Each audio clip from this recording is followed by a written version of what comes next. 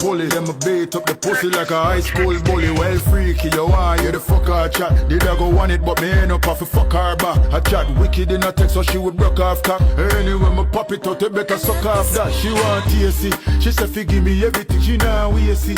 I chat to wicked till you have to come face me. I tell me say fi slow down me too.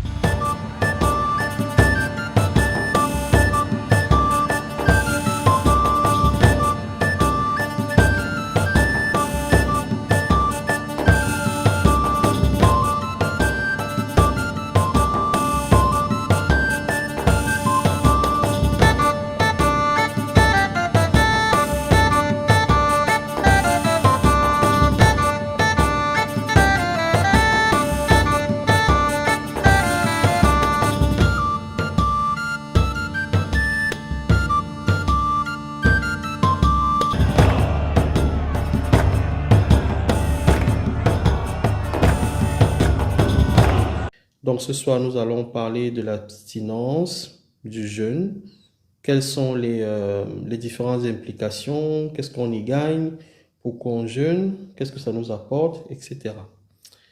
Pourquoi ce thème? Parce que non seulement le hasard faisant les choses, nous sommes en pleine période où il y a du carême, il y a du ramadan, bref, il y a de l'abstinence et tout, il y a du jeûne.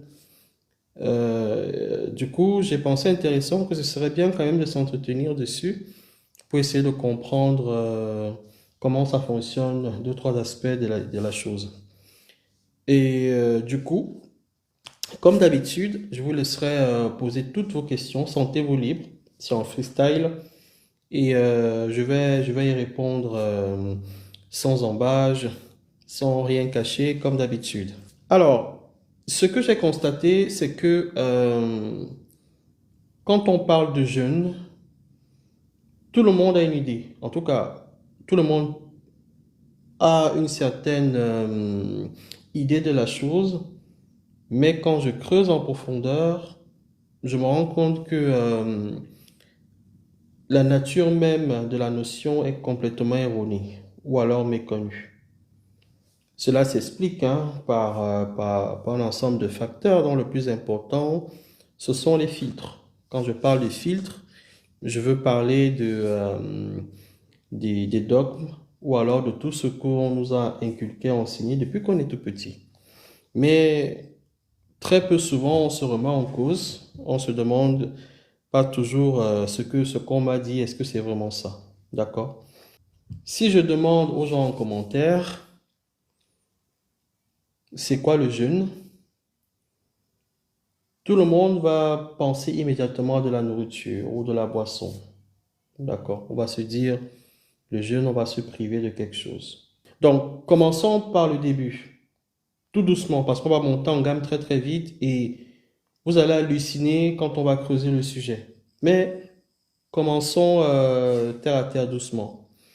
Lorsqu'on va parler de jeûne, ça va traduire une certaine privation, d'accord?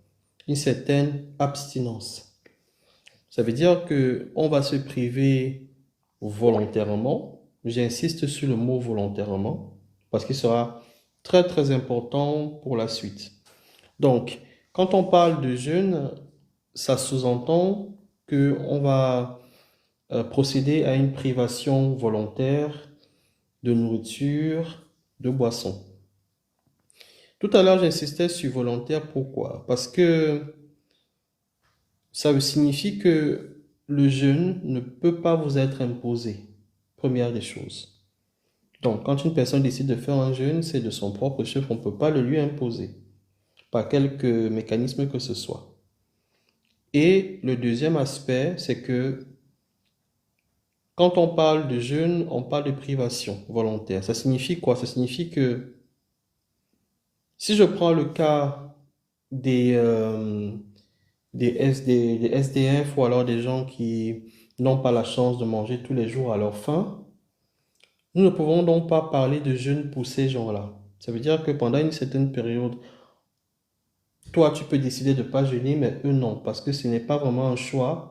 C'est qu'ils sont obligés, de par leurs difficultés sociales, etc. Donc, ils n'ont pas la possibilité de manger tous les jours comme toi tu le ferais. Donc, du coup, ça ne s'appliquerait pas. Qu'est-ce que je veux souligner par là?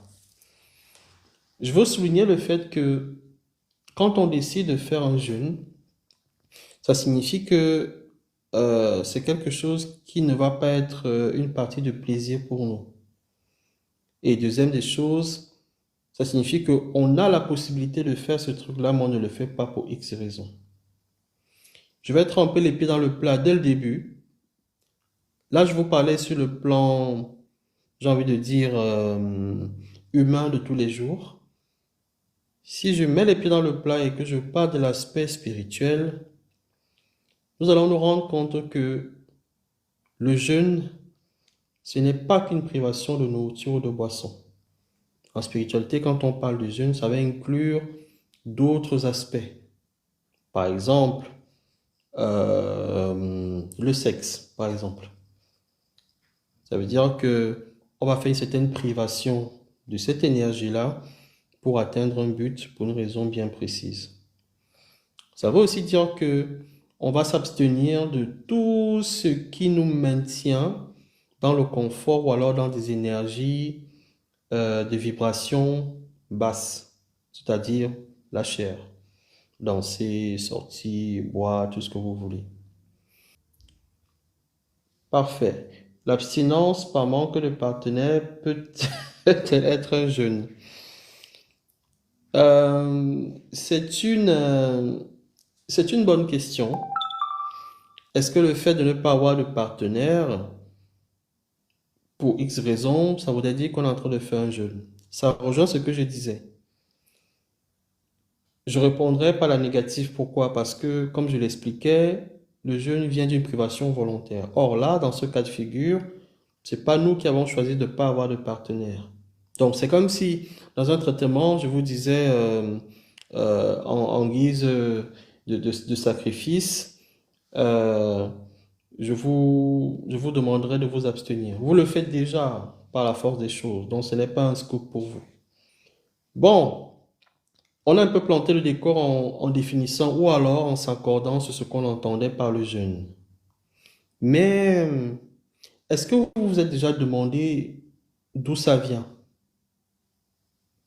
C'est quoi cette histoire où nous sommes amenés à faire un jeûne, à faire de l'abstinence et tout?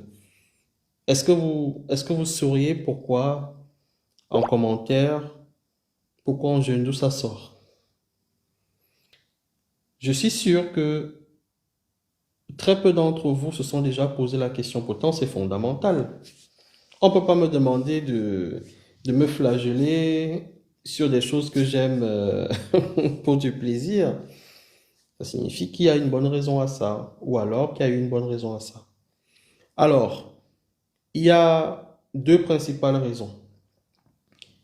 Avant que les courants idéologiques, religieux et tout ça ne commencent à, à être un peu, à étendre un peu leur domination par tous les moyens, les gens plus intelligents que nous qui vivaient avant avaient remarqué deux choses. La première des choses, c'est qu'ils avaient remarqué que quand on arrêtait de manger, il y avait, primo, certaines maladies qui s'en allaient toutes seules. Ça, ils l'ont remarqué. Et aussi, ils ont aussi remarqué que certaines cellules du corps se régénéraient plus facilement, plus rapidement. Donc, quand ils ont remarqué ça, ça a été un peu comme thérapeutique, comme un traitement préventif. Donc, ils ont commencé à appliquer cette façon de faire. Ça, c'est sur le plan physique. Et de là, vont en découler certaines sciences médicales que vous connaissez aujourd'hui. D'accord? Et la deuxième des choses, sur le plan spirituel, ils ont remarqué que effectivement, quand on jeûnait, bah, on était beaucoup plus apte à être en communion avec certaines forces de la nature, certaines facultés mystiques était décuplé ou alors se réalisait beaucoup plus facilement. Donc, ça, c'est un peu l'origine. Je ne vais pas trop rentrer en profondeur parce que c'est pas trop l'objet du live de ce soir, mais c'est assez important de comprendre d'où cela vient et pourquoi est-ce qu'on est impacté.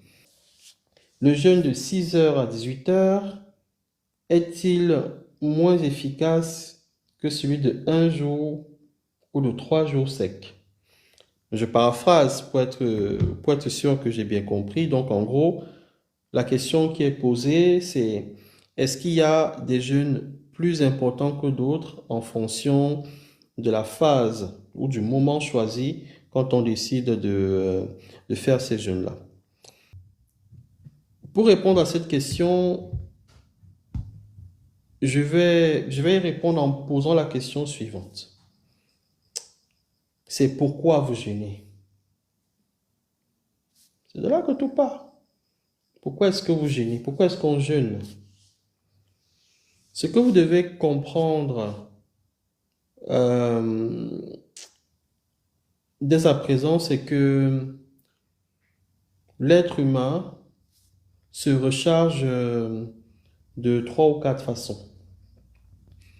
Il va se recharger par la respiration, ok?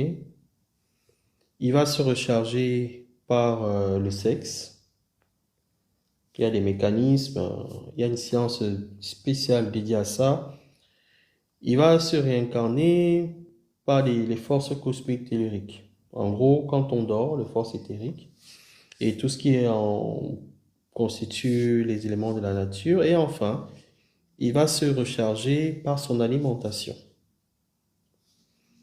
Je focus dessus parce que c'est le plus important lié au thème. Petit rappel pour ceux qui me suivent depuis longtemps ou qui sont dans l'école spirituelle et nouvelle notion pour ceux qui me découvrent et qui ne le savent pas.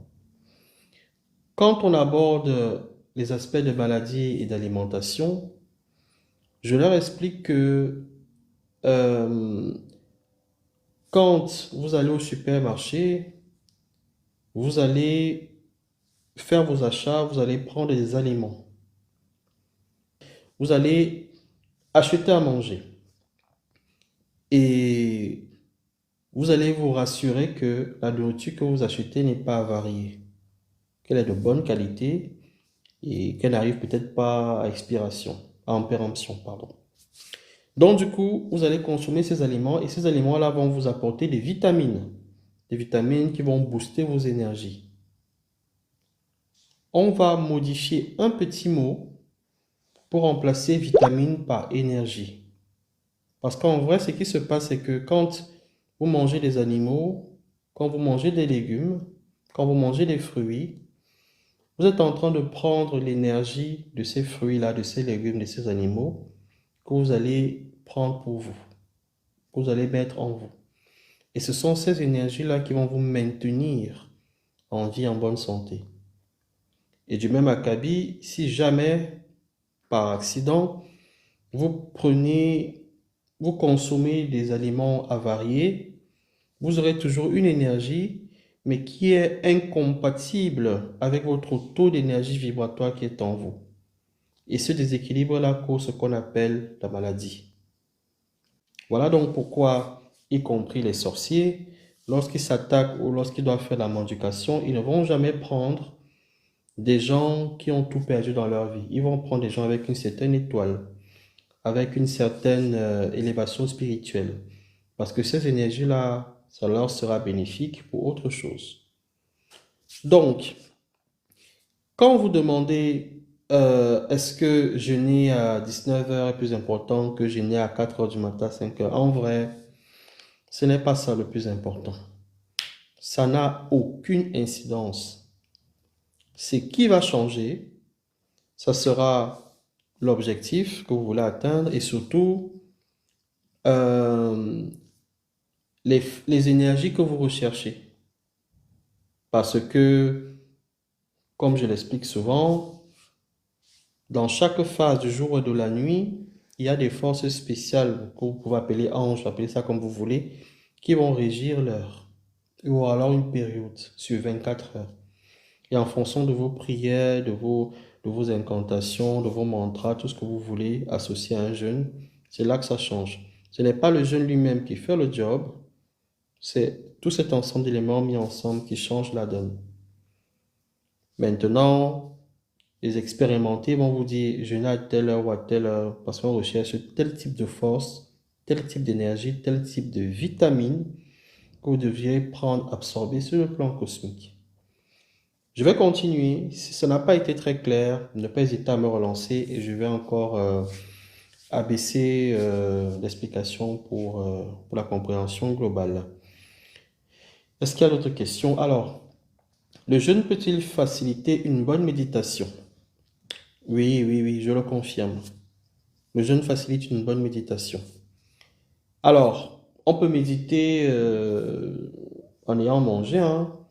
Ça ne gêne pas. Je le fais tout le temps avec le ventre, le ventre qui n'est pas vide. Je n'ai pas dit plein, j'ai dit le ventre qui n'est pas vide.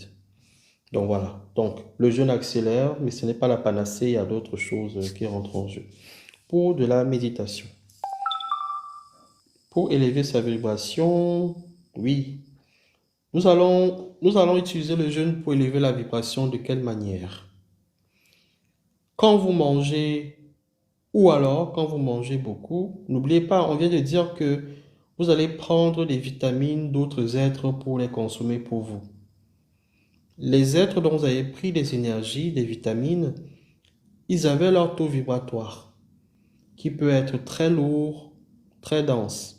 Par exemple, si vous avez consommé des vitamines de type carnivore, c'est beaucoup plus dense que si vous avez consommé des vitamines, des énergies de type herbivore, ou même du poisson, par exemple, ou des fruits. Donc, tout ça joue. Donc, ça veut donc dire que en fonction de ça, si vous prenez ça en compte, ça veut dire que votre vibration va dépendre de la vibration d'origine où vous avez pris l'énergie. Donc, quand ça arrive chez vous, vous allez avoir une espèce de régulateur de vibration quand vous êtes très très évolué, hein. Et l'un des régulateurs, en tout cas, l'un des trucs qui aide pour réguler la vibration, c'est par exemple, on l'a évoqué, la méditation par exemple. Donc, voilà.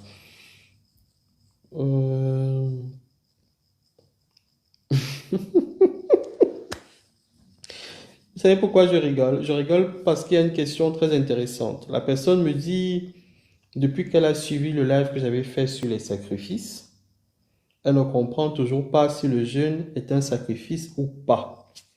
Très bien, très bien, très bien. Souvenons-nous, nous avons dit que, déjà, avant de répondre, comprenez qu'il y a deux types de sacrifices, deux. Donc, lorsque vous jeûnez, souvenez-vous, on a dit dès le départ que c'était une privation volontaire. Donc, ça veut dire que vous allez vous sacrifier, vous, en tout cas, vous allez sacrifier certaines choses que vous aimez. Vous allez vous priver de cela pour un but précis. Donc, c'est un sacrifice personnel que vous faites. Ce sacrifice-là est différent du deuxième sacrifice qui correspond à l'échange équivalent. C'est-à-dire que l'univers fonctionne de la manière suivante. Tout ce que je veux, je dois donner une compensation énergétique équivalente. Ok? Ça peut être tout le temps que vous avez passé au boulot pendant un mois, parce que vous êtes levé, vous avez dépensé des calories, vous avez dépensé de l'énergie pour aller bosser et à la fin, vous avez un salaire. Donc, en compensation de ces énergies-là, par rapport à ce que vous voulez sur le plan spirituel, il y a une compensation. Donc, c'est le principe de l'échange équivalent que vous connaissez tous pour les gens qui me suivent ou pour les gens qui sont à l'école. Donc, il ne faut pas confondre donc, le sacrifice qui est lié à l'échange équivalent et le sacrifice personnel de privation. Donc, dans ce sens-là, tu ne pourras plus confondre le sacrifice lié à l'échange équivalent et le sacrifice qui est lié à la privation personnelle, qui est le jeûne ou l'abstinence, si vous voulez, multiforme. Alors, Tac, tac, tac, tac, tac, tac, tac. Une autre question que je vois. Donc, le jeûne seul ne sert pas à grand-chose. Il faut la bonne prière derrière. Bon, là, on va déjà commencer à m'énerver parce que j'ai vu un terme que je n'aime pas trop.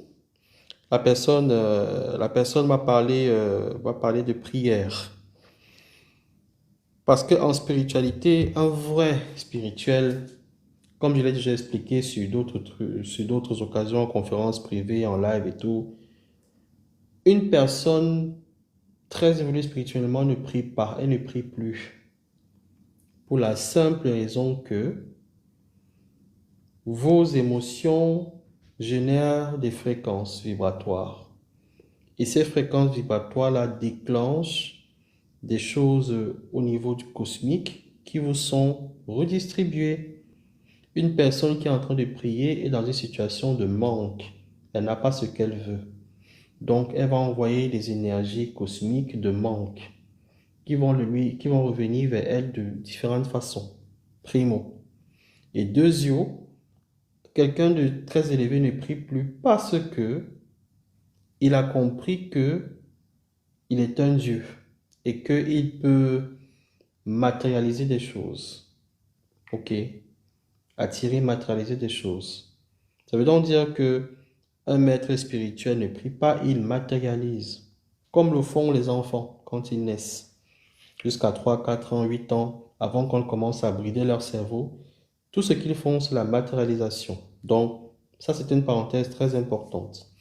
Mais maintenant, quand on dit que le jeûne seul ne fait pas grand-chose, il faut la bonne prière derrière. Ça m'amène à répondre à une question qui n'est pas posée, mais qui est fondamentale. Est-ce que vous savez même comment on jeûne? Parce que j'ai l'impression que vous ne savez pas jeûner, hein. Les gens ne savent pas jeûner. Et je vais vous le démontrer aujourd'hui, tout de suite. Moi, je vois des gens qui jeûnent par mimétisme, par suivisme. Genre, les gens jeûnent, ou alors on leur a dit qu'il faut jeûner, du coup ils le font. Les gens jeûnent parce qu'ils sont dans une certaine culture religieuse. Donc on leur a dit jeûner, ils jeûnent. Ou alors tu t'as fait une confession, j'en sais rien, on te dit de jeûner. Ou alors c'est une période de l'année, c'est le carême, c'est le ramadan, allez mec, jeûne. Ils vont jeûner mécaniquement sans trop comprendre.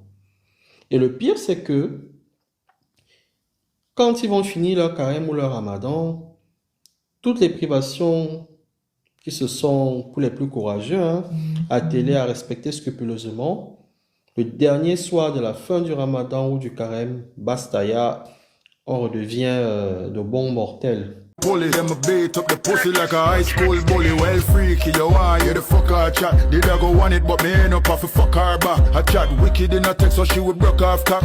Anyway, me pop it out, you better suck off that. She want TSC, she said, fi give me everything, she now we see. I chat wicked till you have to come face me. I tell me, say, fi slow down me too. Ça, c'est pas un jeûne. Donc, comprenez aujourd'hui que les gens ne jeûnent pas. Ils font des récitations, ils font du suivisme. Parce que le jeûne se pratique en 4 étapes. Je vais donc vous l'expliquer aujourd'hui. En 4 étapes. La première étape pour jeûner, avant de jeûner, vous devez avoir un objectif. Amen. Pourquoi je vais jeûner? What am I going to fast? Donc, pourquoi est-ce que vous allez jeûner? Ça, c'est le premier truc. Donc, vous devez avoir un objectif clair, précis. Une fois que vous avez cet objectif-là, vous allez vous mettre en condition. Vous allez vous mettre en condition. C'est-à-dire que vous allez choisir l'élément que vous allez prendre pour de la privation. L'élément que vous allez arrêter de faire. Vous l'aurez bien compris, quand je parle de jeûne, c'est sur le plan général. Je ne m'arrête pas qu'à la nourriture. Donc voilà. Donc vous devez avoir déjà choisi qu'est-ce qui sera l'objet de votre jeûne. Ok. Ça sous-entend que vous allez avoir une préparation mentale. On ne se lève pas un beau matin, on dit je vais jeûner. Non, non, non, ça ne se passe pas comme ça. Donc, la préparation est mentale. C'est-à-dire que si vous devez jeûner mercredi, au moins 2 jours avant, vous devez déjà être prêt mentalement à ce processus. Et en plus, on ne jeûne pas dans la saleté. Ça veut dire que votre, votre hygiène corporelle et l'endroit où vous allez faire vos prières, ça doit être nickel chrome. Comprenez? C'est très très important. Pourquoi? Petite digression par rapport à ça. Vous connaissez tous l'expression un esprit sain dans un corps sain.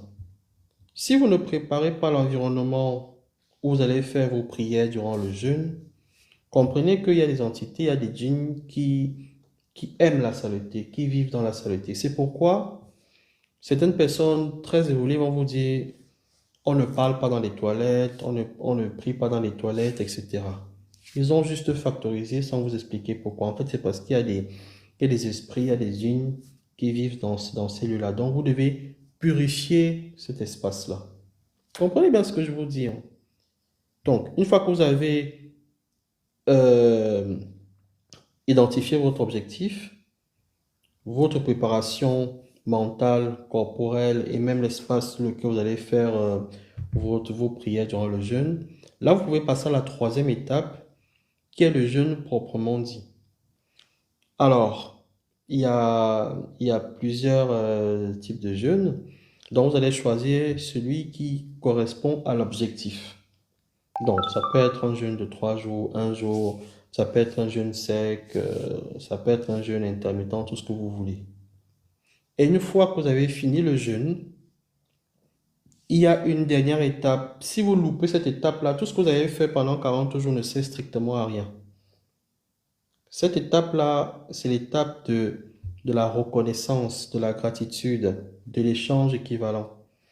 Ce que dans d'autres contrées, dans d'autres cultures, on appelle le sadaka, par exemple, dont le don, le partage. Parce que vous devez respecter l'échange équivalent.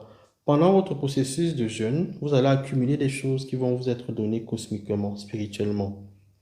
Et si vous ne donnez pas la contrepartie spirituelle, bah, tout ce que vous avez fait foire. Voilà pourquoi je vous dis, les gens ne savent pas jeûner. Ça, on ne vous l'a pas appris dans les églises, je ne sais pas trop quoi. Et ça, c'est un très, très grand faux pas. Donc, maintenant, quand vous décidez de jeûner, vous devez savoir pourquoi vous voulez jeûner. Vous devez être sûr que votre environnement est nickel chrome. Vous devez procéder à votre jeûne en fonction de certains codes avec certaines clés. Et enfin, quand le jeûne se termine, vous devez faire du sadaka, c'est-à-dire donner, faire des actions de reconnaissance, etc. Ah là là là là là. Alors, y a-t-il des animaux avec des énergies qui sont pas bonnes à consommer? Super question. La personne me demande si il y a des animaux qu'on ne doit pas consommer. Bon, vous connaissez ma philo. Moi, je fais la différence entre la religion et la spiritualité. D'ailleurs, que la religion est une petite, infime partie de la spiritualité.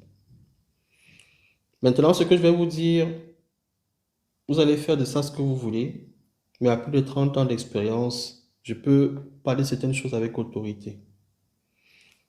Tout sur cette terre, vous pouvez les manger en termes d'animaux. Je dis bien tout, même ce qu'on dit que c'est toxique, etc.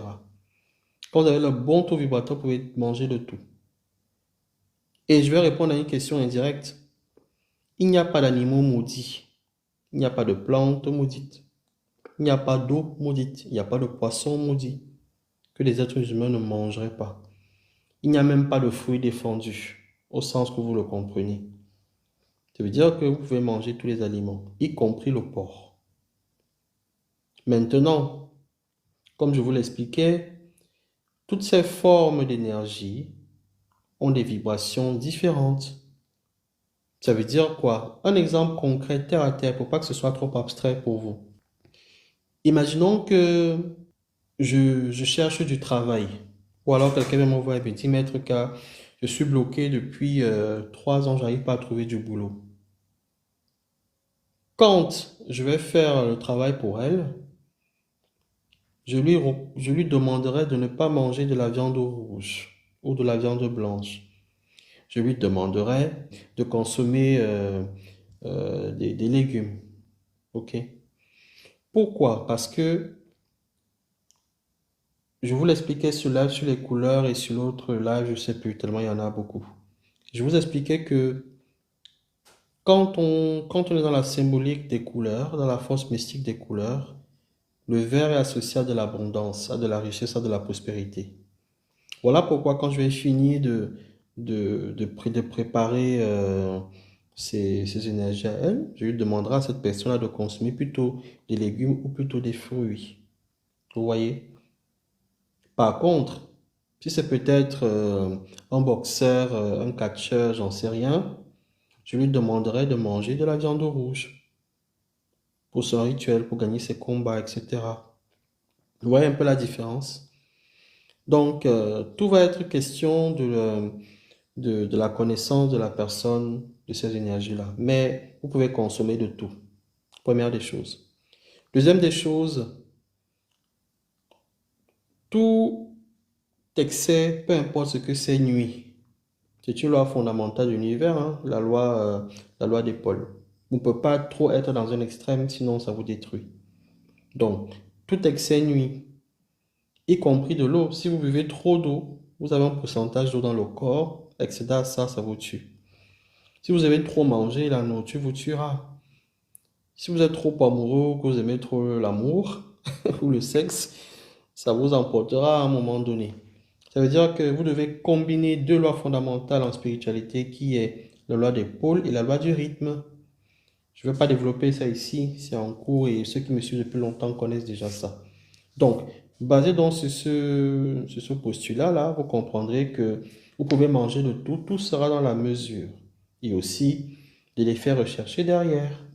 Il y a un truc que je n'ai pas précisé. Lorsque je vous expliquais comment je navigue les 4 étapes, euh, quand vous voyez un maître spirituel, je parle des vrais, hein, je ne parle pas de ceux qui ont les maquillages et qui font du folklore là. Quand vous voyez un maître spirituel pour un problème, ce que vous ne savez pas ou ce qui ne vous dira pas toujours, c'est que lui aussi, il fait de la privation. Un exemple très simple. Reprenons un peu l'exemple de la personne qui cherche du travail. Elle va me dire, je cherche du travail et tout et tout. Par rapport à son énergie vibratoire, on va jauger et on va se rendre compte que pour qu'elle ait son travail, il faudrait qu'elle fasse un jeûne de 7 jours, euh, entre 21 heures et 4 heures du matin, par exemple, et que à la fin, elle fasse son sacrifice classique et qu'elle ne consomme que des fruits, des plantes, etc. Ce que la personne ne sait pas, c'est que le maître spirituel derrière, lui aussi, il va travailler.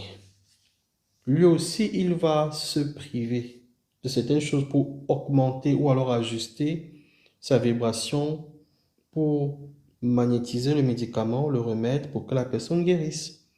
C'est l'équivalent, par exemple, de bénir une eau. Bénir une eau signifie que le prêtre va enlever son énergie, il va la transférer sur le sel pour que ce soit magnétique, pour que ça fasse des choses qu'il voudrait. Donc c'est exactement la même chose. Et pour qu'un maître spirituel puisse ajuster sa vibration, il doit être dans un état clean. Ça va l'amener à jeûner aussi pendant 3 jours, à se priver des bonnes choses que vous aimez. Il va peut-être pas profiter des plaisirs de la vie, il va peut-être pas boire, il va peut-être pas manger. Et ça arrive très constamment. Il y a même des cas où il va passer 2 nuits d'affilée sans dormir parce qu'il fait des prières. Et quand il va arriver vers vous, avec le médicament, il va vous dire, faites comme ça, ça va aller, ça marchera. Voilà pourquoi les vraies personnes qui connaissent leur travail sont souvent dépitées quand les instructions ne sont pas suivies ou alors quand les gens négligent un peu leurs efforts. Donc, ça, C'est pour vous dire que soigner des gens, c'est un sacerdoce. Et ça demande plus de privation que vous ne pouvez imaginer. Donc, le jeûne ne sera donc plus quelque chose d'exceptionnel pour ces personnes-là, puisqu'elles le font tout le temps, quasiment chaque semaine en fonction des cas qu'elles rencontrent. Donc, c'est pour vous dire que dans toute chose, ça respecte aussi la loi déjà, la loi déjà, hein. Donc, vous allez faire votre part, la personne fait, le maître traitant fait sa part. Mais il y a un troisième élément, c'est qu'il n'est pas Dieu. Donc, quand il va faire ça, tout ce qui va rester, c'est la part divine, la part karmique, la part cosmique. Parce que, rappelez-vous, que ce soit en religion ou en spiritualité, il y a une notion de trinité. Chaque fois qu'il y a deux éléments quelque part, une troisième force naît. Donc, vous, plus le maître spirituel, vous faites vos travaux, et là, Dieu fait le reste. Ah, les types de jeûnes, est-ce qu'il y a des types de jeûnes? D'accord. Bon, j'ai une question ici en privé. On me demande, maître, c'est quoi les types de jeûnes? Ok. Bon, je crois que c'est important. On va y répondre. Alors, il y a trois types de jeûnes. J'avais déjà commencé à brosser un peu le truc en entrée là. Donc, il y a le jeûne médical. Je crois même que ceux qui sont du domaine médical, n'hésitez pas à me corriger si je me trompe. Il y a encore des traitements ou des thérapies où vous faites de la privation. Ok. Donc, il y a ce jeûne médical thérapeutique. Il y a aussi un jeûne que vous faites tous les jours, mais vous ne vous rendez même pas compte. C'est un jeûne naturel. En fait, retenez cette expression. Quand vous vous levez le matin, vous allez prendre un petit déjeuner. Déjeuner signifie, le D, hein, quand vous prenez la préposition, signifie enlever le jeûne. Mais d'où sort ce jeûne quand on dit déjeuner? Ce jeûne vient du fait que de votre dernier repas jusqu'à votre réveil, vous n'avez pas mangé. La moyenne voudrait que ce soit de 8 heures pour ceux qui dorment relativement normalement, ou encore moins pour ceux qui dorment pas beaucoup. Mais toujours est-il que entre votre dernier repas et votre réveil, vous n'allez pas manger, vous allez jeûner. Votre corps va métaboliser, enclencher des processus, voilà, ça va bosser et tout. Voilà pourquoi le matin, on va vous parler de déjeuner, petit déjeuner. Et à midi, de déjeuner. Donc, c'est un jeûne que vous faites tout le temps. Et d'autres personnes qui veulent perdre du poids ou qui sont dans des trucs de minceur et tout ça, vont utiliser ce mécanisme-là et l'ajuster. Vous allez entendre parler des jeûnes intermittents, etc., etc. Donc, il y a le jeûne naturel. Et enfin, il y a le jeûne spirituel tel qu'on l'a expliqué. Lui, c'est pour élever le taux vibratoire, c'est pour réaliser certaines actions, favoriser les énergies subtiles, telles que les énergies éthériques, astrales, mentales, etc. Est-ce que la durée du jeûne et le type de privation dépend de l'intention? Oui, oui, oui, oui, oui, oui, oui, oui, oui, oui, oui, oui, oui. Ça dépend fortement de l'intention. En gros, refaisons le truc différemment. On est en train de se demander si le dosage d'un médicament dépend de la maladie, bien sûr. Vous ne pouvez pas donner du Doliprane à quelqu'un qui souffre d'un cancer, par exemple. Et même si la personne souffrait des maux de tête, vous n'allez pas lui donner une marmite de Doliprane. Ça tuerait son froid, son foie. Donc tout est dans la mesure, tout est dans le dosage, tout est dans l'objectif. Voilà pourquoi je vous ai dit, quand vous voulez faire un jeûne, vous devez passer par ces quatre objectifs-là. Si vous loupez par ces quatre étapes. Si vous loupez une seule étape, bah, votre jeûne il foire. Et surtout la dernière étape. Donc voilà. Les tentations sont-elles suscitées par des forces contraires ou extérieures à soi? Bien, bien, bien, bien, bien, bien. On va quitter un peu le contexte du jeûne. Donc, quand on enlève le jeûne dans la vie de tous les jours, vous êtes soumis à des forces qui vous influencent, en bien comme en mal. Et vous avez des attaques tous les jours, des attaques que vous connaissez, des ennemis identifiés, d'autres que vous ne connaissez pas. Bon, bref, vous baignez dans ça tout le temps. D'où la nécessité d'avoir une protection spirituelle. On l'appelle vulgairement protection spirituelle, mais ça signifie avoir un taux vibratoire tellement haut que vous êtes inaccessible par des forces malicieuses. Maintenant, revenons pour le jeûne. Comprenez que vous allez avoir à respecter une loi d'épaule. C'est-à-dire que pour chaque type de vibration, vous avez toujours la vibration opposée. Ça veut dire que quand vous commencez un jeûne, forcément, votre taux vibratoire va s'élever. Mais vous aurez aussi des forces contraires qui vont essayer de jouer leur rôle. Ce sont des forces contraires. Et ces forces contraires-là se matérialisent par des personnes physiques qui vont vous causer, vous casser les pieds, vous mettre des bâtons dans les roues par X raisons, par X moyens. Et aussi des forces plus subtiles. J'oublie le nom spirituel qu'on donne à ça, mais ces forces-là vont générer de la peur, de la fatigue, du découragement. Donc, il y a donc souvent cette force-là. Et puis, c'est logique, parce que, comme je vous l'ai dit, pour chaque force montante, il y a toujours une force descendante. Vous voyez? Donc, c'est comme ça. Donc, c'est tout à fait logique. Peut-on échouer par l'intervention d'autrui? Oui, oui, oui, vous pouvez échouer. C'est ce que je disais. Donc, vous pouvez avoir des personnes qui vont vous influencer négativement, vous faire chuter, et d'autres personnes, voilà.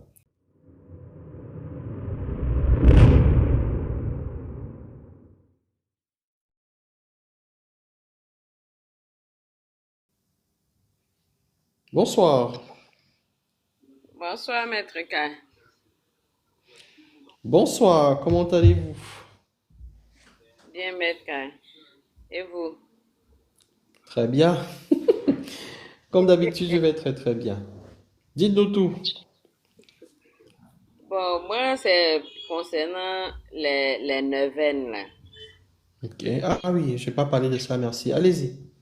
Concernant les neuvaines, comme nous sommes dans une période de jeûne, comme on le dit, donc pour faire les neuvaines, là, j'aimerais savoir est-ce qu'il y a, il y a des bougies de couleur particulière qu'on doit allumer, ou bien la bougie blanche suffit, ou bien il y a des encens qu'on peut brûler particulièrement, vraiment pour que la chose puisse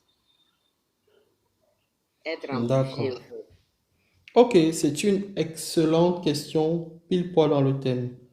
Alors, pour ceux qui ne l'ont pas vu, je vous invite à revoir la diffusion sur YouTube sur les bougies auquel j'ai participé. Mais pour ceux qui ne sont pas experts dans le domaine spirituel et tout, vous pouvez utiliser la bougie blanche quasiment à toutes les situations. Ce sont les types d'encens qui vont un peu changer, mais C'est vous ça. pouvez utiliser les bougies comme vous voulez. La bougie blanche comme vous voulez, il n'y a pas de problème. Maintenant, si vous êtes dans un processus de neuvaine c'est neuf. Vous pouvez utiliser 3 bougies, 9 bougies, 12 bougies, bref, vous voyez, vous avez un peu vu le truc, des multiples de 3 si vous voulez. Et puis souvent, il y a une bougie, il y a une grosse bougie qu'on appelle neuvaine. Oui, c'est ça. Donc, vous pouvez utiliser 3 bougies ou 9 bougies pour ne pas trop embrouiller. Il ne faut pas Ok. aller brûler la maison non plus. Les Donc, 3 petites bougies bougies ou là. 9 bougies, ça fait l'affaire. Si c'est 3 bougies, disposez-les en triangle. Ça fera l'affaire. Par contre, comme je vous ai dit, votre neuvaine, votre jeûne, tout ce que vous voulez là, il faudrait absolument que à la fin de votre jeûne, de votre neuvaine, que vous fassiez un sadaka, que vous posiez des actes de reconnaissance, de gratitude. C'est Sinon, ça va pas marcher. C'est pour ça que des gens font des neuvaines tous les jours, mais ça n'avance pas et ils se disent que Dieu a les écouteurs. C'est pas ça. C'est que le processus n'est pas bien fait. Maintenant, j'aimerais savoir si on laisse les bougies là brûler ou bien on les éteint. Non, non, non. Comme vous n'êtes pas dans un processus trop compliqué ou classique, vous pouvez éteindre vos bougies comme je vous avais indiqué comment on fait. C'est-à-dire, il ne faut pas souffler sur les bougies. Ok. Si vous soufflez sur les bougies, vous avez tout gâté. Donc, ne souffle pas sur les bougies. Bon, vous pouvez les Ok, éteindre maintenant, avec les mains ou les éteindre avec, en ajustant l'air dessus. Ça devrait aller. ok, maintenant les encens pour purifier le lieu de la prière. Bon, il y a deux façons de purifier un lieu de prière. Il y a effectivement les encens, ou alors il y a de l'eau bénite, ou de l'eau salée, hein. Ou alors vous pouvez prendre simplement de l'eau. De l'eau de source, de l'eau douce. Du moment où ce n'est pas de l'eau de mer, ça fait l'affaire. Et quand vous le faites, vous aspergez dans les quatre coins de votre pièce en disant que vous purifiez les lieux et tout ça. OK? Mais, L'eau de pluie.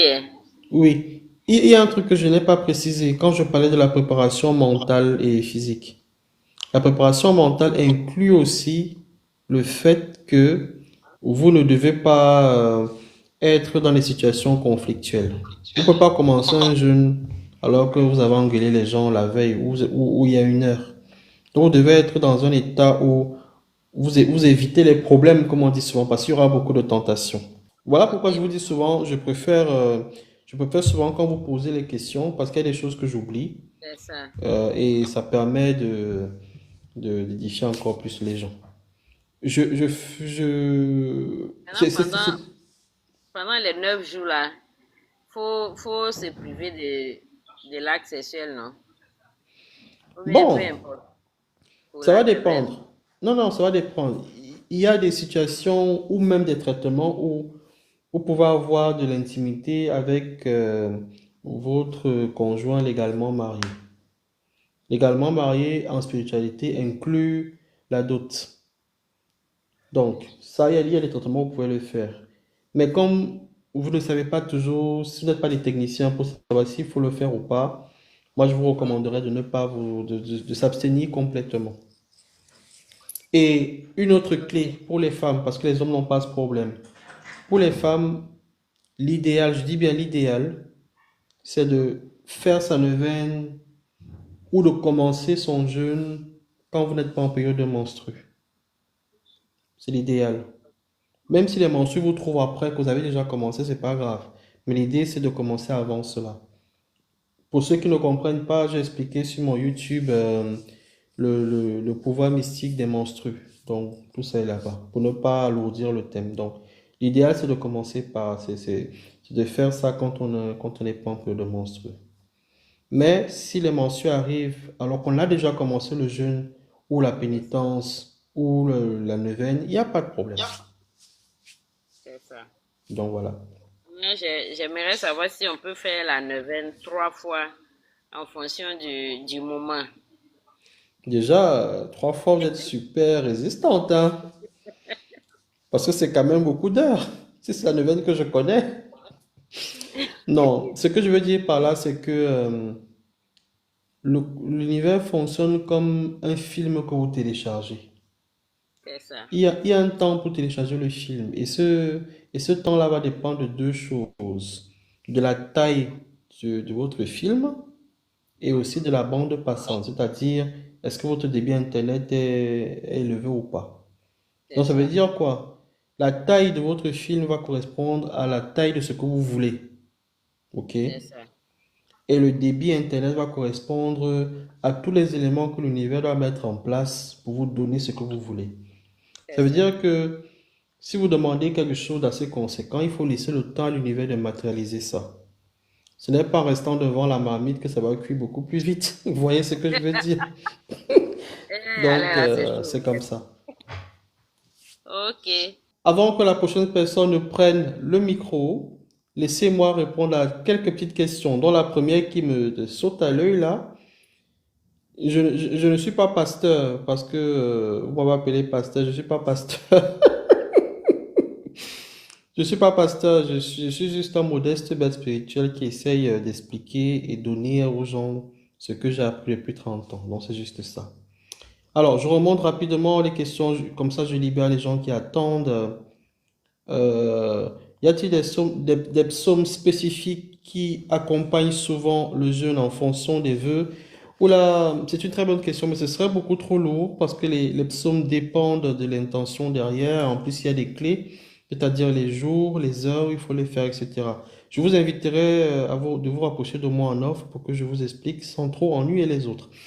Alors, le sadaka sans jeûne a-t-il un effet bénéfique? Oui, oui, oui, oui, oui, oui, oui. Pour deux raisons. Quand vous faites un sadaka, vous allez rendre des personnes heureuses. OK? Donc, en gros, vous allez leur transformer, leur donner un autre type d'énergie qu'ils n'avaient pas, à travers la joie, etc. Et vous, en retour, l'univers respecte aussi l'échange équivalent. Ça veut dire que vous avez fait du bien, lui aussi va vous donner du bien. Ce bien-là il va le convertir en dharma. Et du même acabit, quand vous faites des mauvaises actions aux gens, ils pleurent, etc., l'univers va vous donner en échange équivalent du karma. Donc, plus vous faites du sadaka aux gens d'une manière désintéressée, surtout même quand c'est désintéressé, pas parce qu'il y a un jeûne derrière, vous renforcez votre panier de dharma. Donc, moi, je vous dirais de toujours avoir la main sur le cœur, de toujours partager, sauf les sorciers. Donc, il ne faut pas jouer avec eux. Je vous avais dit, même si c'est quelqu'un de votre famille, il faut chicoter. Donc, la prochaine question, Saturne, tu peux débloquer ton micro? Tu as été assez patient jusque-là. Bonsoir, maître. Bonsoir. Maître, moi, ma question est de savoir, comme nous sommes en période de fin d'année, bon, de nouvelle année, début de nouvelle année, je me demande si c'est plus propice de commencer le jeûne au début de la nouvelle année ou bien quelques jours avant, comme les musulmans le font.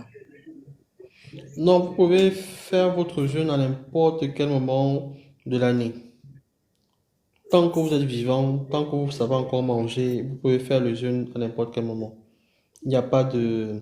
Vous savez, je l'ai déjà expliqué, mais pour ceux qui ne sont pas habitués, je vais le redire. Quand on demande aux gens de jeûner pendant le ramadan, pendant le carême, c'est pour une raison très simple. C'est que pendant cette période de l'année, la configuration cosmique des étoiles, des planètes, fait en sorte que certaines forces sont libérées. OK? Et elles sont libérées. Et quand on vous demande de faire donc des jeûnes, c'est pour que vous soyez en capacité de préparer votre corps pour recevoir ces énergies cosmiques-là. Ce n'est que ça. Mais on ne va jamais vous l'expliquer. Et donc, les gens qui maîtrisent dans ça vont se mettre dans une posture de privation pour décharger le corps physique, pour laisser la place aux autres corps pour recueillir ces forces-là comme un récipient. Et maintenant, donc, vous allez voir, beaucoup de personnes font des travaux, des méditations X ou Y à ces périodes-là parce que vous pouvez être sûr qu'à 85-90%, ce que vous voulez va réussir. Voilà pourquoi les expérimenter misent tout pendant ces 40 jours. C'est juste ça. Donc, vous pouvez faire votre jeûne tout le long de l'année si vous voulez, maximiser à ces périodes cosmiques, quoi, qui arrivent 80 jours dans l'an. Donc voilà, il n'y a pas de problème. D'accord, maître. Je vous en prie, revenez. Je voudrais aussi savoir pourquoi est-ce que la première parole. Vous voulez savoir pourquoi est-ce que la première parole de qui a fait quoi?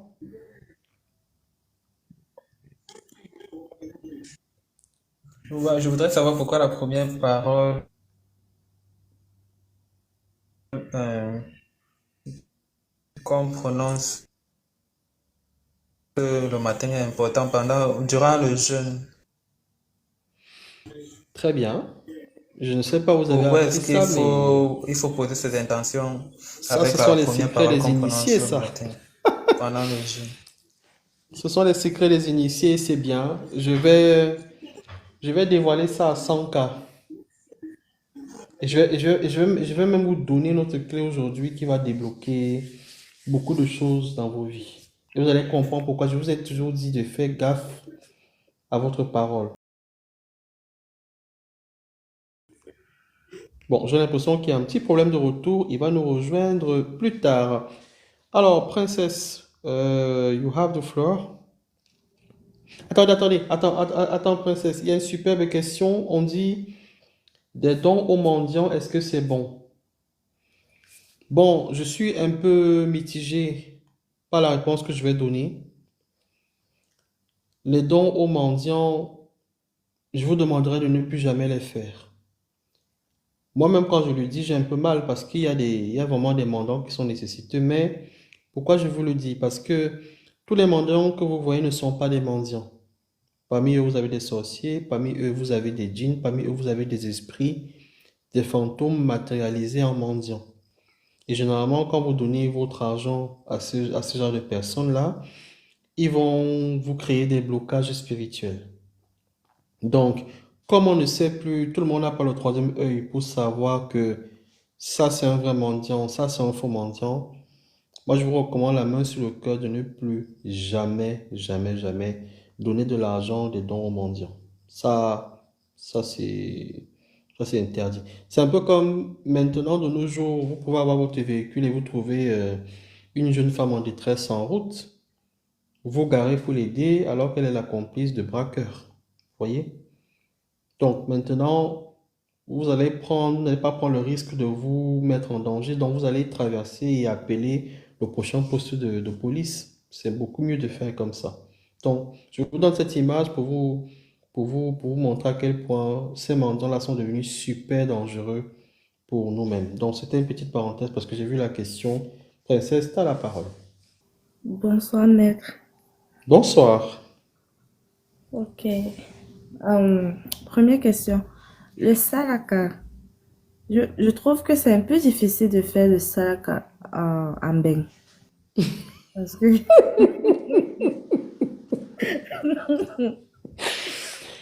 Wesh.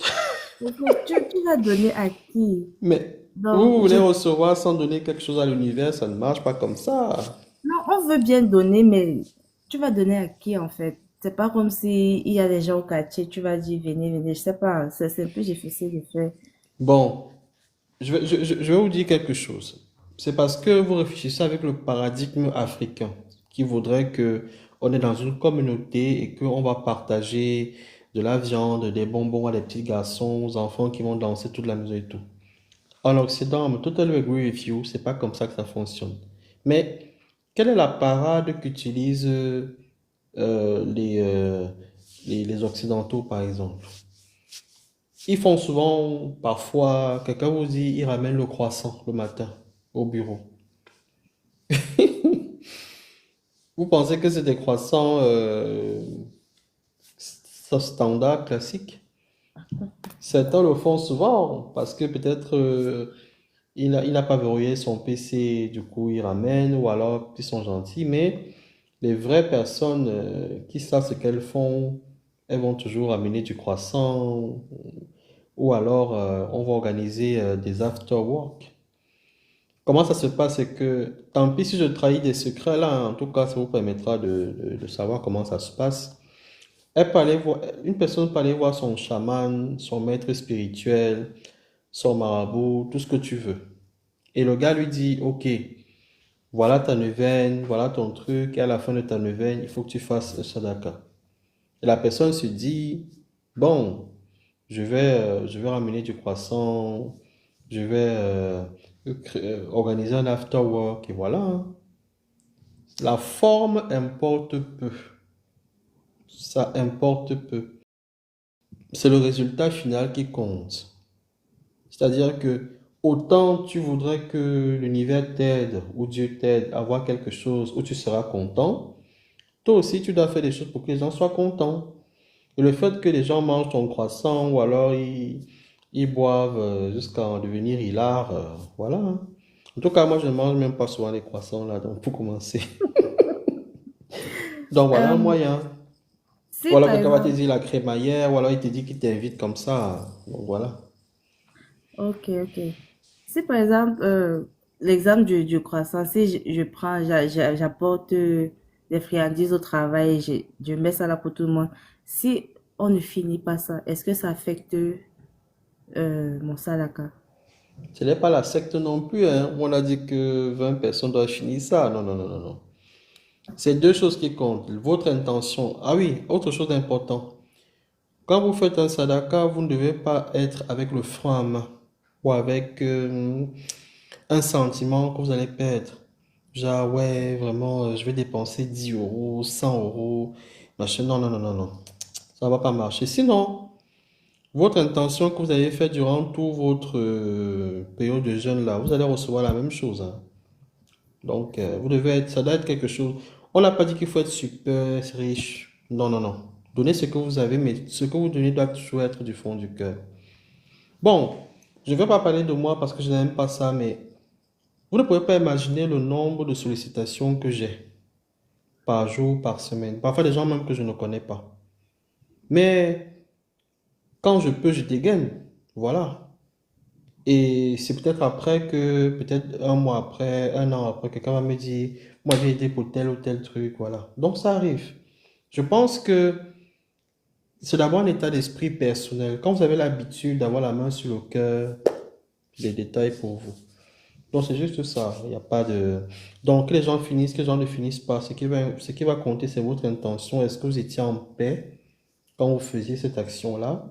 Et aussi, même si une personne a été contente de votre geste, c'est suffisant, hein. Ok. Donc Next voilà. question.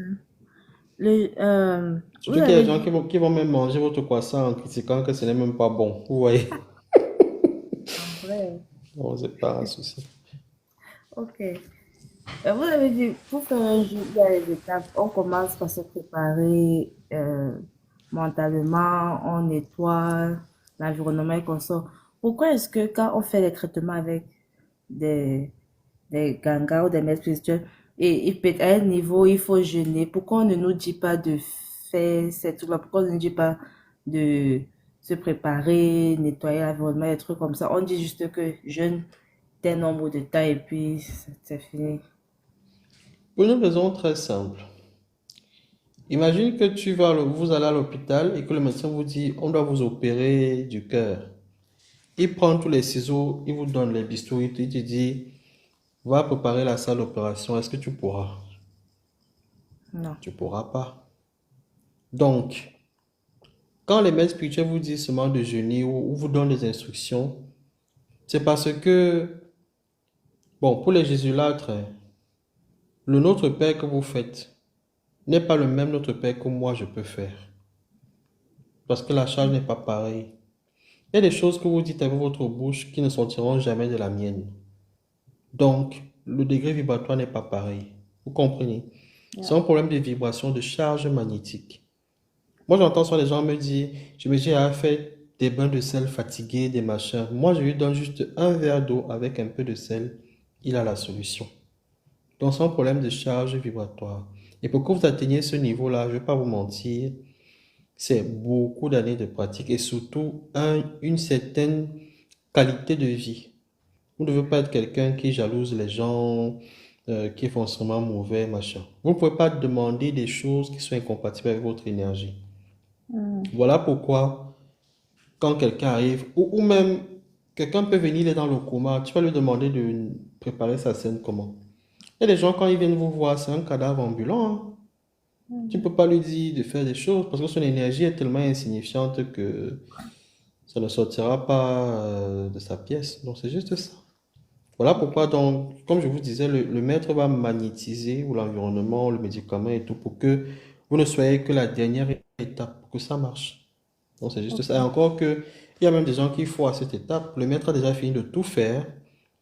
Il te dit de ne pas consommer peut-être de l'alcool ou de ne pas avoir certains rapports. Et subitement, la go ou bien le gars qui ne te calculait plus que tu avais envie depuis des années commence à susciter de l'intérêt. Tu te dis, bon, c'est le moment où jamais j'y vais. Et bam, voilà ton truc qui est gâté. Donc, il y a des choses comme ça. Ok. Donc, si juste ça, ça dépasse les gens, imagine s'il faut élever son taux vibratoire comme bonne et due forme. On n'y arriverait pas. Bonsoir, maître Bonsoir, vous nous appelez d'où? du Canada. Ok, je vous écoute. J'aurais une question, maître. Ok. Tout à l'heure, il y a quelqu'un qui a posé une question par rapport à la prière Mhm.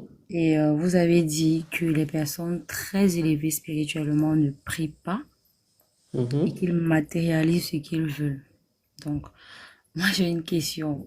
Et pour ceux qui ne sont pas très élevés spirituellement, comment est-ce qu'ils peuvent matérialiser ce qu'ils veulent? D'accord, excellente question. C'est vrai que en cours, à partir de certaines notions, il y a des techniques précises qu'on utilise, soit à travers un ensemble de choses. Mais dans la vie de tous les jours, vous matérialisez les choses sans vous en rendre compte. Sauf que, par défaut, ce sont les mauvaises choses qui arrivent plus vite parce qu'elles sont plus rapides. Un exemple simple. Tous les jours, les gens vont dire, certaines personnes vont dire, je n'ai pas d'argent, j'ai pas de rentrée d'argent, je suis foiré, etc. Et il ne sait pas que chaque fois qu'il le dit, retenez, le son a une vibration, ok? Une vibration a une fréquence, et une fréquence est chargée des informations que l'univers va vous remettre. Il ne sait pas que quand il le dit, il est en train de dire à l'univers, continue à m'envoyer des circonstances ou des éléments qui font en sorte que je n'ai pas d'argent. Je vous avais déjà dit de faire le test si vous voulez. Vous prenez deux plantes. Chaque matin, vous dites de mauvaises paroles sur cette plante-là. Et l'autre plante, juste à côté, vous dites de bonnes paroles. Vous allez voir ce qui va se passer après 9 jours. Vous allez voir que la plante où vous avez passé le temps à dire de mauvaises paroles, genre, tu es une mauvaise plante, tu vas faner, tu ne sers à rien, etc. Vous allez voir comment cette plante va faner plus que la plante où vous avez donné de belles paroles. Et en conférence privée, je crois, je le disais que voilà pourquoi est-ce que quand vous avez des enfants ou des personnes qui vous tiennent à cœur, vous ne devez pas toujours être dans des paroles d'énergie basse. Vous allez voir des gens, quand ils grondent leurs enfants, ils réprimandent leurs enfants, c'est toujours avec des paroles. Genre, tu ne seras que un cancre, tu ne fais rien dans ta vie, tu n'es qu'une prostituée, nanana. Pas des choses. Là, du coup, vous êtes en train de matérialiser. Vous ne vous êtes pas assis pour prier, hein. Du genre, s'il te plaît, il faut qu'elle soit une prostituée, s'il te plaît, il faut qu'elle soit en vaurien. Non. Vous avez utilisé le principe clé fondamental des Jésulâtres. Le Verbe s'est fait chair. Donc, vous avez magnétisé, prophétisé, et c'est arrivé. La différence entre les maîtres spirituels ou même les sorciers, hein, c'est que en plus de la parole et de l'intention, ils connaissent les plantes, les éléments de la nature qu'il faut mettre ensemble pour accélérer le processus. Donc, c'est pas le traitement ne fait qu'accélérer le processus. Donc, quand un sorcier va prendre votre photo, piquer, faire certains encens, ou même le même sel que vous lavez tous les jours là, il va accélérer le processus de sa volonté qui est de vous faire du mal. Bah, nous aussi, on fait pareil. On va élever notre taux vibratoire et on va utiliser le même processus pour pouvoir, les mêmes éléments qu'il a utilisés pour pouvoir avoir l'effet contraire. Donc, Donc, voilà pourquoi je dis souvent aux gens, les gens qui prient, je comprends. Mais les gens qui matérialisent, je sais qu'ils savent de quoi ils parlent, c'est juste ça. Donc, c'est Évidemment. juste ça. Une autre question, justement, en parlant d'enfants. Qu'est-ce que vous pensez des dons faits aux enfants? Des dons, Oui, on parlait du salaka, des dons faits particulièrement aux enfants. Parce qu'une personne m'avait dit un jour, vous me direz si la personne avait raison ou tort, que l'enfant a un cœur pur et qu'il apprécie vraiment ce que vous lui donnez, peu importe la valeur. Donc, du coup, allez-y, je vous écoute. non, non, vous avez raison. J'ai failli dire que les enfants sorciers aussi, hein. Quand j'ai fait la sorcellerie à milieu scolaire, je vous ai démontré qu'il n'y a pas que les petits anges. Mais ce qui est vrai, c'est que autant quand je l'ai expliqué sur les crimes rituels ou la sorcellerie à milieu scolaire, vous allez remarquer que l'enfant était plus ou moins au centre. Pourquoi? Parce que même quand vous faites des dons aux enfants, la charge énergétique de l'enfant est supérieure à un adulte parce que l'enfant est moins souillé que l'adulte. Vous comprenez? Ça veut dire que son énergie est pure.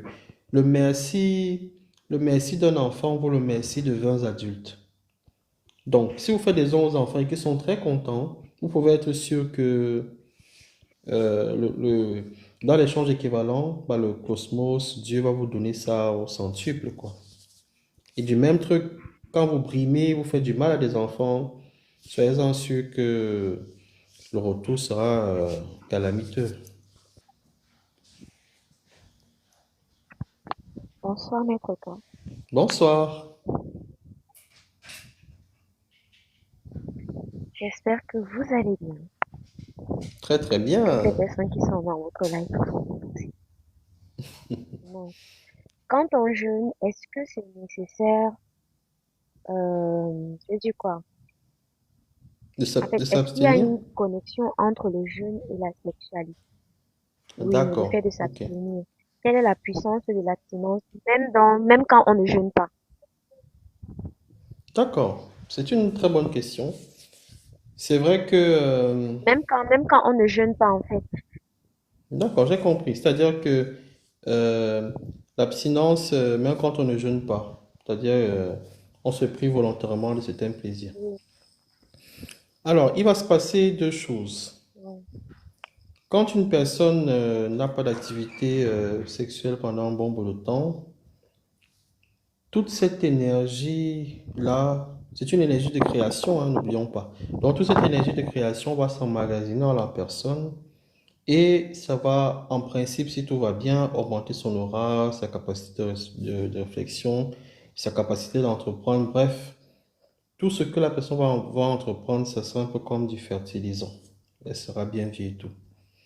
Maintenant, quand c'est une personne qui est soumise à beaucoup d'attaques et tout ça, là, bon, il sera beaucoup plus facile pour quelqu'un, un maître spirituel, de la soigner parce qu'elle a déjà une certaine force en elle, même si elle est latente. Donc, en tout cas, en tout point de vue, il est bien de D'accord. conserver cette énergie. Et d'ailleurs, même dans une science spirituelle liée à ça, qu'on appelle la magie sexuelle, il y a parfois, c'est enseigné, hein, quand les gens veulent réaliser certaines choses, on va leur demander de ne pas avoir des rapports pendant tel ou tel jour, ou alors, s'ils ont des rapports, de ne peut-être pas jouir, par exemple, de ne peut-être pas éjaculer, etc. Donc, il y a des façons Ah, de c'est faire. Oh, possible ça. oui, il faut juste être trop fort. Parce qu'il y a des gars, quand ça y est déjà, ils tremblent, ils Et quel pleurent. intérêt de le faire alors sans pouvoir en profiter? Non, en fait, Quel intérêt d'en faire si c'est pas pour en jouir? oui, non, en fait, le processus c'est lequel? C'est que quand un homme va éjaculer, il va libérer une énergie phénoménale sur le plan spirituel. Donc l'idée donc, c'est de conserver cette énergie phénoménale-là qu'on pourra rediriger vers d'autres choses. Peut-être pour ceux qui ont des travaux de création, des architectes, j'en sais rien, pour prendre notre domaine. C'est une science à part. C'est un peu comme les femmes. On peut, elles peuvent avoir des rapports et tout, mais sans aller jusqu'à l'orgasme. Je n'ai pas dit la jouissance parce que c'est différent. Ne pas aller jusqu'à l'orgasme, donc ça dépend. Mais ce sont des entraînements et tout. Mais attention, et c'est là que je vais peut-être vous surprendre. Quand un homme, une femme reste trop longtemps dans l'abstinence, ça commence à jouer contre elle. Quand vous allez déjà dans les 2 ans, 4 ans, Oh, machin là, ce n'est plus très bon. Parce que ça va agir un peu comme quand vous avez un frigo. Vous concevez les aliments, c'est censé vous protéger. À un moment donné, vous remarquez que les aliments, même dans le frigo, commencent à pourrir. Parce qu'aucune énergie ne se perd en fait, elle se transforme. Et vous ne pouvez pas contenir indéfiniment. C'est pour ça que les gens qui font vœu de chasteté dans certains trucs-là, s'ils sont honnêtes, ils vont vous dire comment ils font après pour décharger un peu la pression. Donc, quand on homme et une femme reste trop longtemps sans ça, ce n'est pas bon. Et d'ailleurs, même sur le plan médical, si un homme reste trop longtemps sans ouvrir les vannes, il commence à gérer les problèmes de prostate, etc. Donc, même cosmiquement, une femme qui reste trop longtemps sans ça, ce n'est pas bon. Je vais peut-être être en décalé. Moi, je conseillerais même aux gens, aux femmes, quand elles ont déjà fait 3, 4 ans, 5 ans, le record que moi j'ai vu, c'était 7 ans, qui n'ont pas encore, il faudrait qu'elles le fassent au moins une fois pour décharger un peu un truc. Mais je n'ai pas dit de le faire avec n'importe qui. Il faudrait quand même s'assurer que même si c'est du one shot, le coup d'un soir, que ce soit quand même quelqu'un qui est spirituellement stable, et en tout cas élevé. Parce que Le fait d'accumuler, vous allez certainement avoir plus de charges spirituelles que la personne. Il faudrait qu'elle soit quand même d'un certain niveau.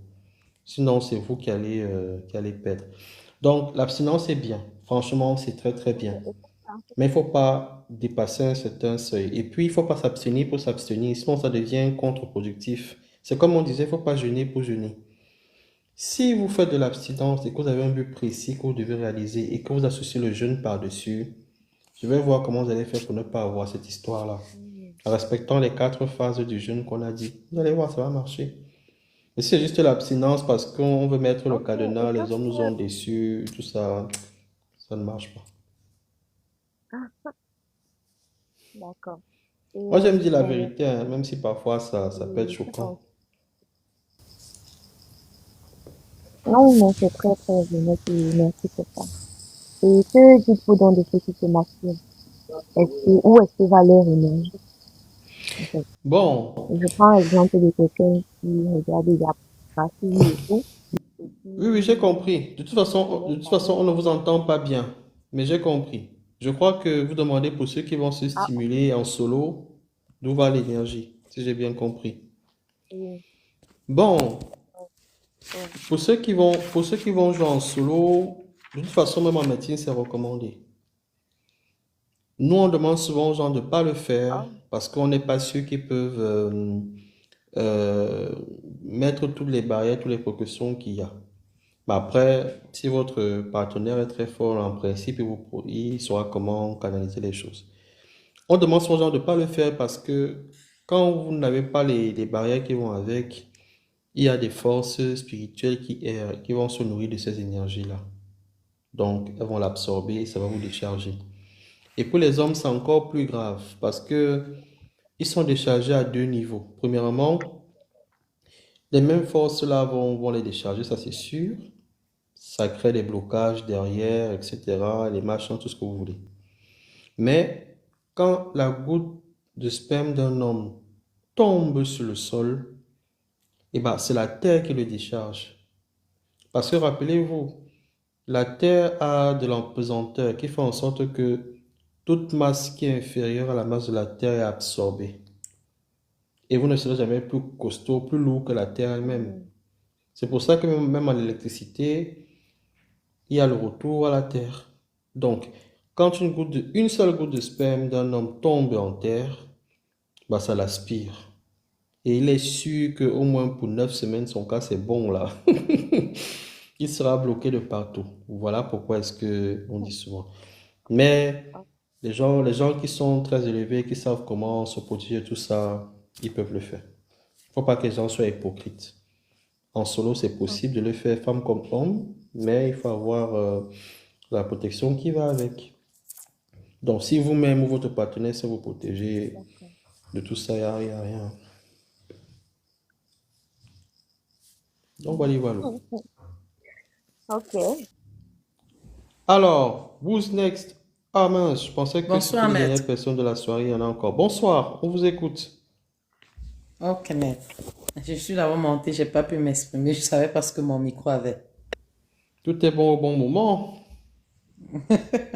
Bon, je vais y aller directement. Désolé, mais j'ai un peu plus de questions, mais qui peut-être pourront trouver des réponses rapidement.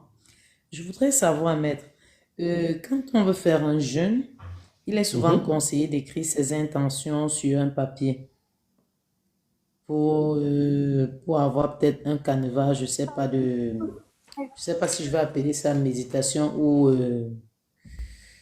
bref, si je vais dire le mot prière, si on va dire ça comme ça, parce que je trouve pas un autre mot pour le J'ai remplacer en compris. fait, ou de manifestation, voilà. Je voudrais savoir si après, pour une période comme la période de carême, qui va généralement sur 40 jours, et qu'on veut Mhm. profiter du cosmos, on veut profiter du cosmos, comme il est souvent dit, parfois on va aussi dans certaines religions, on profite de leur période pour se lancer et se nettoyer, soi-même peut-être nettoyer ses énergies. Si on lance, par exemple, le jeûne 2, 3, 4 jours avant et plus tard on vient écrire ses intentions, est-ce que c'est mauvais? Oui, On est peut-être préparé psychologiquement, mais on n'a pas pris la peine de tout écrire sur un papier. en vrai, hein. Oui, maître. Écrire sur le papier, c'est peut-être des gens, pour des gens qui ont des problèmes à se rappeler certaines choses. Mais en principe, une intention de prière, de jeûne, si ça ne dépasse pas 3, c'est bon. Surtout que Ok, maître.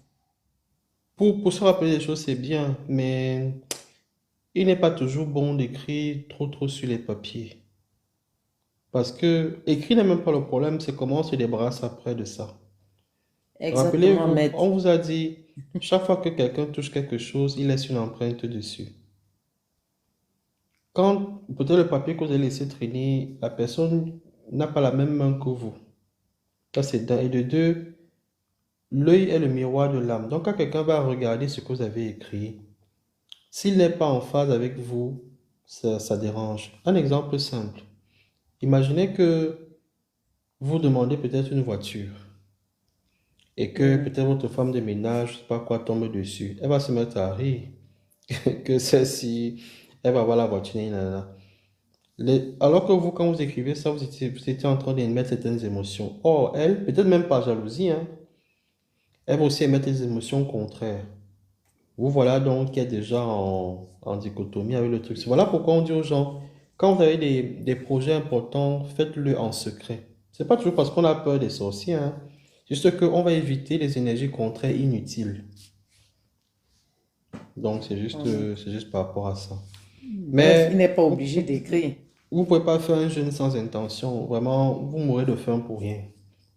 C'est du Non, je veux dire gaspillage. sans écrire, maître. Il n'est pas obligé d'écrire ses Non, il n'est intentions. pas obligé. Surtout que il y a des jeunes où vous devez répéter l'intention 7 fois ou 9 fois. Quand vous avez déjà 9 intentions fois 7, vous allez vous embrouiller dans le nombre. C'est pas évident. Ah ouais. Donc, l'idéal, une ou deux intentions par truc, franchement, ça passe. Bon, une Et autre en question plus, toujours. pour moi, Oui, pour moi, maître. c'était trivial. Je ne l'ai peut-être pas précisé, mais quand vous faites vos prières, vos matérialisations, arrangez-vous toujours à ce que le souffle sorte de votre bouche. Si le souffle ne sort pas, c'est zéro. Donc, c'est une des clés. D'accord, maître. Vous n'êtes pas obligé de crier, même en murmurant, c'est largement suffisant. Il faut que le souffle sorte de votre bouche pour que ça marche. Si vous faites dans votre cœur, D'accord. là, oubliez. Donc, voilà. Bon, une autre question, maître.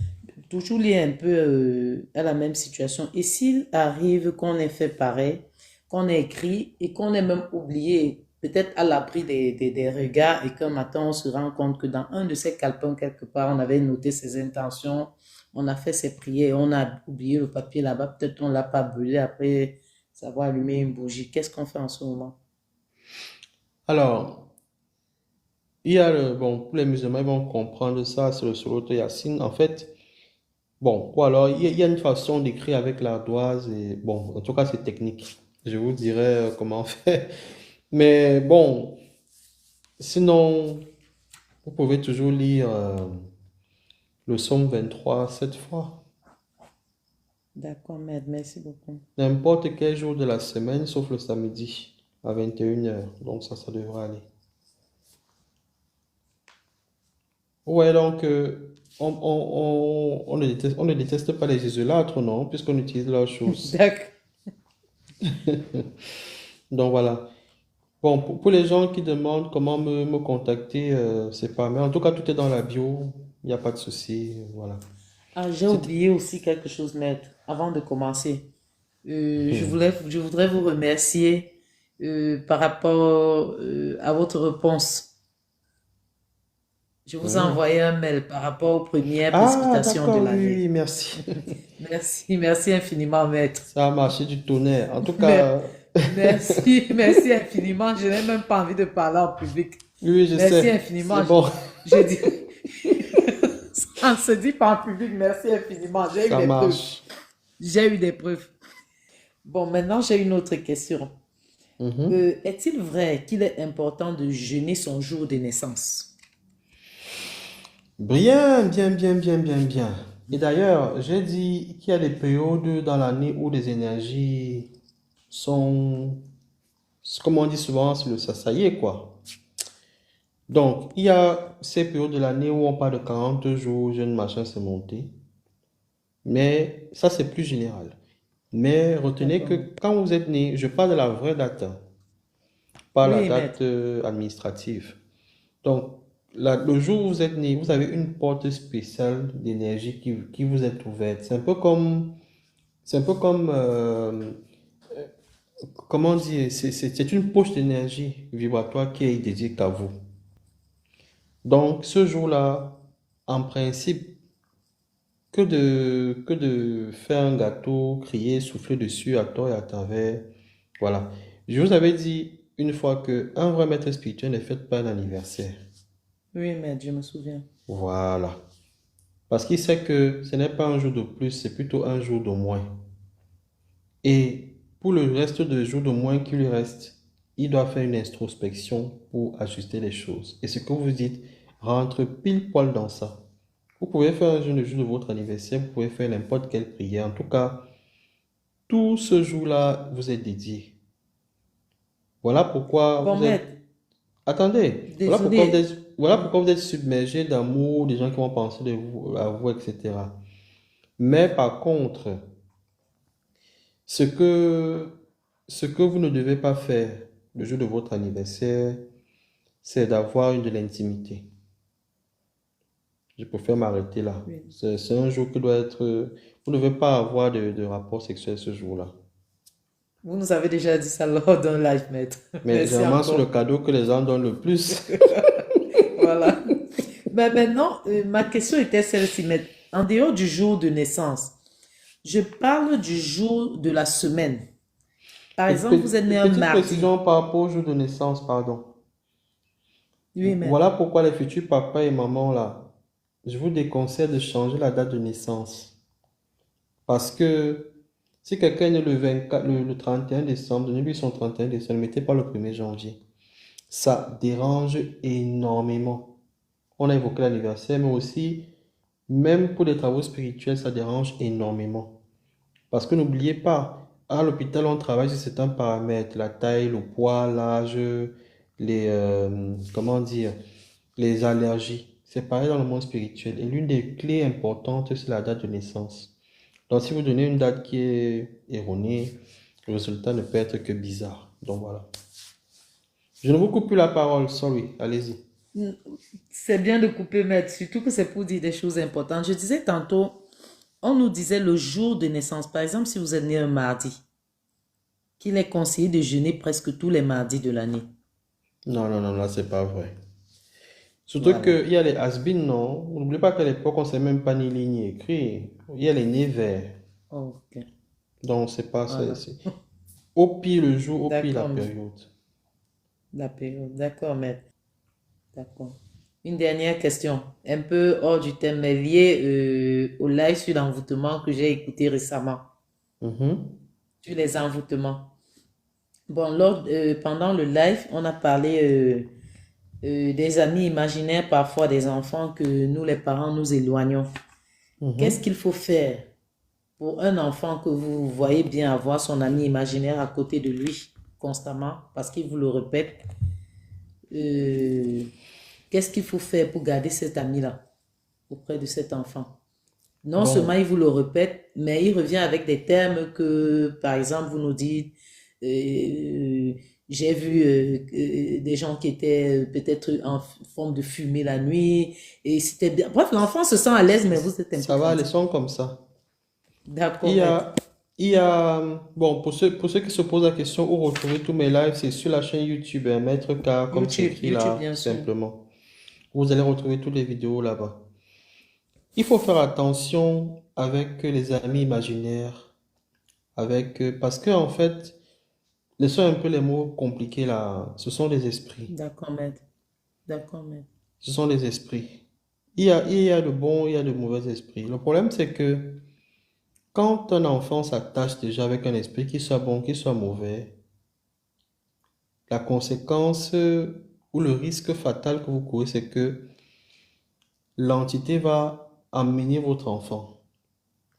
Peut-être pas en D'accord. mal, parce que vous pouvez avoir des entités qui sont aussi des enfants, des entités errantes, qui sont des enfants, vous voyez.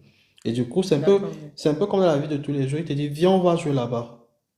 Le problème, c'est que l'entité peut venir elle n'est plus liée à des contraintes d'espace-temps. Dans votre mur ne la protège pas, le temps n'existe pas. Donc, il peut vouloir jouer avec son ami dans son monde à lui. La conséquence pour vous, c'est que votre fils va disparaître. Déjà, vous ne le voyez plus, hein. Vous allez peut-être penser qu'il a fugué, il a vraiment disparu. Ou alors, il va décéder. Donc, ce qu'il faut souvent faire, c'est d'encadrer tout ça. Bon, il y a des D'accord. parents qui veulent souvent fermer les yeux de leurs enfants pour qu'ils ne voient plus ces choses. Bon, moi, personnellement, je pense que c'est bien d'avoir un policier dans la famille qui peut vous avertir que les choses tournent mal. Mais il faut D'accord, encadrer ça maître. de manière à ce que l'enfant ne soit pas happé par cette énergie-là. Et ça, il y a un travail spécial qu'on fait souvent. Donc, faut D'accord, doser un maître. peu. D'accord, maître. Dans ce cas, je vais vous contacter en off. Alors, quoi dire, quoi dire, quoi dire? Je suis une fois de plus très, très, très, très content de votre dynamisme. Les questions étaient waouh. Franchement, vous avez élevé le niveau par vos questions.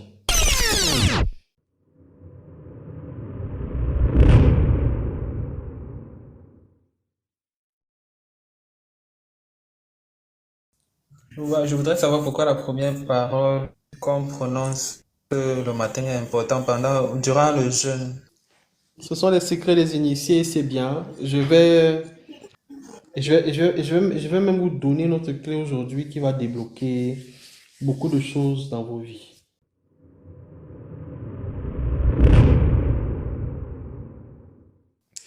Mais une promesse est une dette. J'avais promis qu'à 100 cas, je devais vous donner une clé. En vrai, j'hésite un peu à la donner parce que c'est quand même... voilà. Donc, initialement, la question, c'était pourquoi est-ce que les premières paroles sont importantes le matin quand on jeûne, si j'ai bien bonne mémoire. Je vais généraliser les premières paroles au réveil d'une manière simple, d'une manière naturelle. Je vais vous donner deux clés aujourd'hui. Je le donne souvent à l'école spirituelle quand on atteint certains chapitres, justement liés à la matérialisation et tout. Retenez que vous allez vous servir de votre parole à deux moments clés de la journée. Quand vous voulez avoir une information précise, quand vous voulez être éclairé, quand vous voulez faire une petite voyance sur n'importe quel sujet de votre vie, ce que vous allez faire, c'est que quand vous dormez, posez la question que vous voulez avoir. Est-ce que cet homme est bien pour moi? Est-ce que j'aurai le travail? Est-ce que si, est-ce que ça va? En tout cas, faites toutes les intentions que vous voulez et vous vous endormez. Mais ça doit être la seule et dernière phrase que vous allez prononcer avant de vous coucher. Après, vous ne parlez plus. Ni sur WhatsApp, ni sur le téléphone, ni rien. Vous fermez tout, vous dormez. Et vous allez voir la révélation, soit la même nuit, soit quelques jours qui vont venir, ou alors des gens vont parler de ce sujet-là, bizarrement lié à ça. Et là, vous aurez l'info. Parce que Dieu passe par n'importe qui quand il veut vous donner une information. Première des choses. Maintenant, quand on veut matérialiser des choses, là, c'est différent. Là, c'est au réveil. Mais c'est en deux étapes. Quand vous vous levez le matin, vous devez faire deux choses. Le premier pied que vous posez doit être le pied droit. Et quand vous avez posé le pied droit, vous posez le pied gauche. Et là, vous pouvez être soit assis, soit debout. Et là, vous prononcez tout ce que vous voulez sur votre journée. Par exemple, ma journée est bonne, est agréable, je suis protégé de tout ce qui est, je suis entouré de tout ce qui est bien et tout ça. Remarquez comment je fais l'intention. Deux choses. Premièrement, je parle au présent de l'indicatif. Je ne parle pas au futur. Je ne dis pas, je vais avoir une belle journée ou bien que ma journée sera... Non, non, non, non, non. Je parle au présent de l'indicatif. Et deuxième des choses, ma tournure de phrase ne met rien de négatif. Par exemple, je ne dis pas, je ne veux pas avoir d'accident. Je dis, je suis entouré de bonnes énergies. C'est différent. Parce que l'univers ne connaît pas la négation. C'est comme un petit enfant. Ne touche pas ça, il va comprendre seulement touche. Donc, si vous dites que je veux être protégé, je ne veux pas avoir d'accident, l'univers a retenu la vibration la plus haute dans votre mot. Un jour, on va faire un live sur le poids mystique des mots. Accident est beaucoup plus fort que tout ce que vous avez mis dans votre phrase là. Donc, il va vous donner l'accident. Donc, vous devez plutôt poser le pied droit en premier au sol, faire votre intention au présent de l'indicatif et enfin avoir des tournures de positivité. Donc, je préfère m'arrêter là pour ne pas trop en dire. Il faut quand même aussi que ceux qui sont à l'école voient la différence. Mais si vous appliquez ça, vous allez voir comment votre vie va changer du tic au tac d'un coup chaque jour. Donc, sur ce, en espérant vraiment vous avoir été utile, on va se retrouver pour la prochaine fois avec un autre sujet que vous aurez choisi. Ce thème m'a été suggéré, donc j'ai voulu essayer quand même de vous partager modestement tout ce que je connais. Donc, je vous remercie énormément pour votre engagement. Les partages, les tapotages, vous avez été excellents. Les questions dans certains niveaux, vraiment c'était ouf. Vous avez fait grandir les gens ce soir avec vos questions et apporter beaucoup de choses. Donc, paix et bénédiction sur vous, plein de belles choses et surtout beaucoup de santé, c'est très très important.